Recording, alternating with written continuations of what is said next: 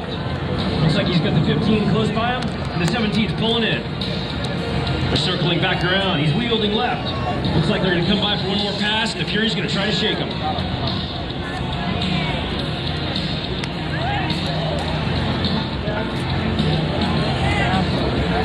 The Big 15 was one of the most successful fighters ever put in production.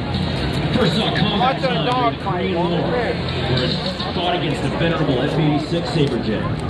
The Fury much resembles the F-86, but it's the Navy version. Now Airshow left.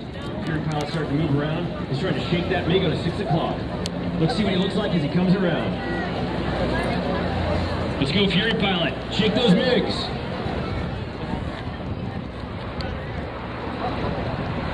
Pilots still a little far up, but he can probably get a shot into the